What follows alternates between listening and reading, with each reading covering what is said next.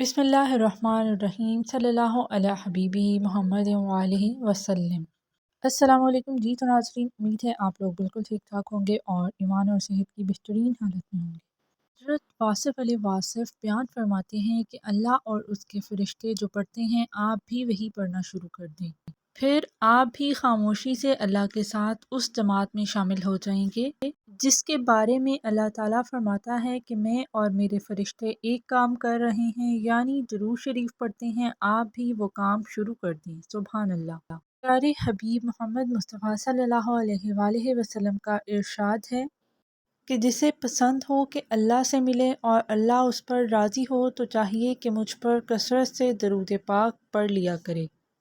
بہت سارے لوگوں کا یہ کوشچن ہوتا ہے کہ درود شریف کس طرح پڑھنا چاہیے۔ ہر کام کرنے کی کچھ ریکوائرمنٹس ہوتی ہیں، ہر چیز کو پڑھنے کے کچھ آداب ہوتے ہیں، لیکن یہ تو ہم عظیم ہستی کا نام لینے کے لیے ایک چیز کو پڑھ رہے ہیں، تو ہمیں کچھ آداب کو ملحوظ خاطر رکھنا بہت زیادہ ضروری ہوگا۔ اس لیے درود شریف پڑھتے ہوئے ظاہری اور باطنی آداب کا خصوصی خیال رکھنا چاہیے، کیونکہ تقاضۂ محبت یہی ہے کہ ادب سے بارگاہ رسالت صلی اللہ علیہ وآلہ وسلم میں درود شریف پیش کیا جائے، لہذا درود شریف پڑھتے وقت درج ذیل آداب کو پیش نظر رکھنا بہت ضروری ہے۔ درود شریف پورے ذوق و شوق اور لگن سے پڑھنا چاہیے، دل اور دماغ کو پوری طرح حاضر رکھ کر اور ہر طرح کے دوسرے خیالات دل سے نکال دینے کے بعد درود شریف بہت ادب سے پیارے حبیب محمد مصطفیٰ صلی اللہ علیہ وآلہ وسلم کی بارگاہ میں پیش کرنا چاہیے۔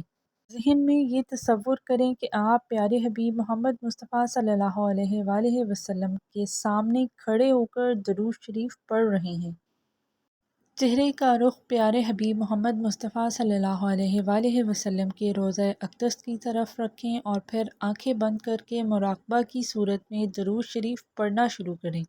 درود شریف کو حکم الہی کی اتباع تصور کرنا چاہیے اور درود شریف کا مقصد خالص رضائے الہی ہونا چاہیے۔ درود پاک پڑھنے والے کا جسم اور لباس پاک ہونا چاہیے، کیونکہ ہر عبادت کے لیے طہارت اور پاکیزگی ضروری ہے۔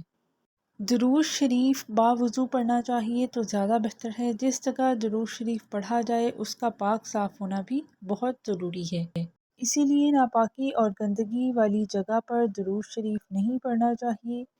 کسی ایسی جگہ پر درود شریف نہ پڑھیں جہاں نشہ کیا جاتا ہو، مثلاً حقہ، شراب نوشی اور بھنگ، چرس وغیرہ کا نشہ۔ اسی طرح ایسی جگہ جہاں عیش و عشرت کی محفل گرم ہو، ناچ گانا ہو، جھوٹ بولا جا رہا ہو، غیر شرعی گفتگو ہوتی ہو، ایسی جگہ درود شریف نہیں پڑھنا چاہیے۔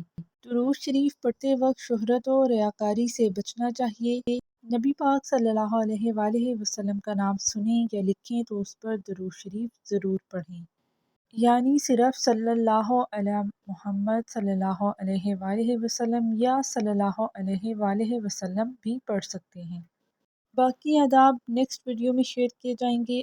اللہ پاک سے دعا ہے کہ وہ ہمیں ادب، محبت اور کثرت سے درود پاک پڑھنے کی توفیق عطا فرمائے۔ آمین یا رب العالمین۔